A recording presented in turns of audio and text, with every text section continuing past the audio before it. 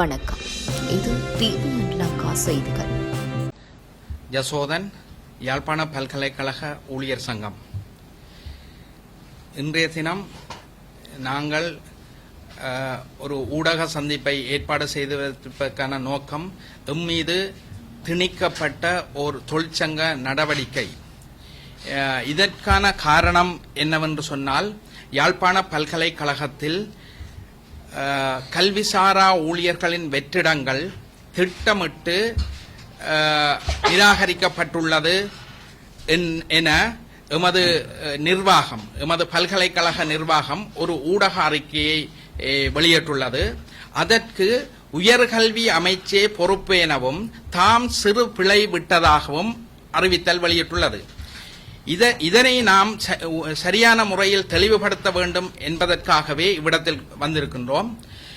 யாழ்ப்பாண பல்கலைக்கழகம் உண்மையிலே இந்த வெற்றிடம் நிரப்புவதில் அசமந்த போக்கு காட்டுவதை நாம் ஏற்கனவே தெளிவுபடுத்தி இருக்கின்றோம். எமது வெற்றிடங்கள் 355 இருந்த போதிலும் எமது யாழ்ப்பாண பல்கலைக்கழகம் தமது வெற்றிடம் நிரப்பும் கோரிக்கையில் 117 வெளிக்கொண்டுள்ளது. இது ஒரு குறைபாடு. இரண்டாவது குறைபாடு அவர்களுடைய தொடர்பாடல். அதாவது இதற்கு அப்ரூவல் எடுப்பதற்கான தொடர்பாடல்களில் பல நிர்வாக தவறுகள் இடம்பெற்றுள்ளன. இதுவே எமது அப்ரூவல் கிடைக்காததற்கான முக்கியமான காரணம். இவர்கள் தமது கோரிக்கையில் 117 வெளிக்கொண்டதற்கு மட்டும் காட்டியதற்கான காரணம், மிகுதியுள்ள 200 சொச்சம் வெற்றிடங்கள் தனியார் நிறுவனங்களினால் நிரப்பப்பட்டு தான் அத்தியாவசிய சேவைகளை நிறைவேற்றுவதாக எமது பதிவாளர் எமக்கு எழுத்து மூலம் அறிவித்துள்ளார். இது ஏற்றுக்கொள்ளப்பட முடியாத ஒன்று. தனியார் நிறுவனங்கள் ஊடாக வெற்றிடங்களை நிரப்புவதோ அல்லது வேலைகள் வழங்குவதோ ஒரு அரசாங்கத்தினாலேயே ஏற்றுக்கொள்ளப்பட முடியாத ஒரு காரியமாக இருக்கின்ற பொழுது எமது பதிவாளர் இதனை செய்துள்ளது எமது பல்கலைக்கழகத்தை நலிவடைய செய்யும் செயற்பாடாகவே நாங்கள் கருதுகிறோம். அது மட்டுமல்லாது எமது இந்த வெற்றிடம் நிரப்புதலானது அனைத்து பல்கலைக்கழகங்களிலும் இன்று 17 பல்கலைக்கழகங்களிலும் 67% வெற்றிடங்கள் கோரிக்கை செய்யப்பட்டதில் 67% வெற்றிடங்கள் நிரப்பப்பட்ட போதிலும் யாழ்ப்பாண பல்கலைக்கழகத்திற்கு அது நிராகரிக்கப்பட்டதற்கு யார் பொறுப்பு என்பது எமக்கு பெரும் கேள்வியை எழுப்பியுள்ளது. முதலாவதாக எமது பல்கலைக்கழக நிர்வாகம் இதற்கு பொறுப்பு கூறாமல் 1 வருடங்களுக்கு மேலாக இழுத்தடிப்பு செய்கின்றது. மேலும் இது தொடர்பாக 2 தடவைகள் பல்கலைக்கழக மானியங்கள் ஆணைக்குழுவின் கலந்துரையாடலின் போது நாம் இதனை தெளிவாக வெளிப்படுத்தி இருந்த போதிலும், பல்கலைக்கழக தவறு இருப்பதாக சுட்டிக்காட்டியிருந்த போதிலும் இன்று வரை அது நிவர்த்தி செய்யப்படவும் இல்லை. அதற்கான அதிகாரிகளுக்கான ஒழுக்காற்று நடவடிக்கைகள் கூட எடுக்கப்படவில்லை.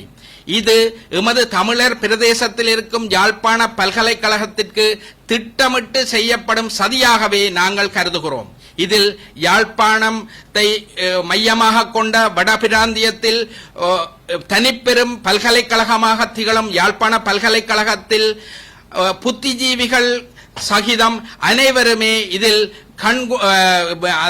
எல்லாரும் தங்கள் கவனத்தை செலுத்த வேண்டும் என்பதை இங்கு நான் குறிப்பிட விரும்புகிறேன். அதை மட்டும் இல்லாமல் யாழ்ப்பாணம் சார்ந்து பாராளுமன்றத்தை பிரதிநிதித்துவப்படுத்தும் அனைத்து பாராளுமன்ற உறுப்பினர்களும் இதை கவனத்தில் கொள்ளப்பட வேண்டும்.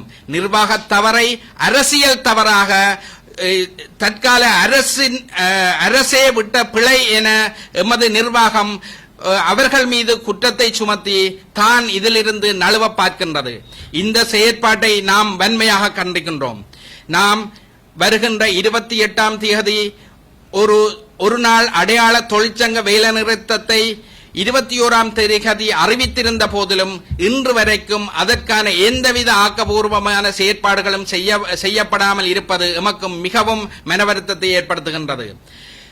இந்த 28ஆம் தேதி நாங்கள் அடையாள வேலைநிறுத்தத்தை செய்தாலும் இதற்கான தீர்வு கிடைக்காத பட்சத்தில் எமது போராட்டத்தை தொடர்ச்சியான போராட்டமாக நாங்கள் வலுப்படுத்துவதற்கு திட்டமிட்டுள்ளோம்.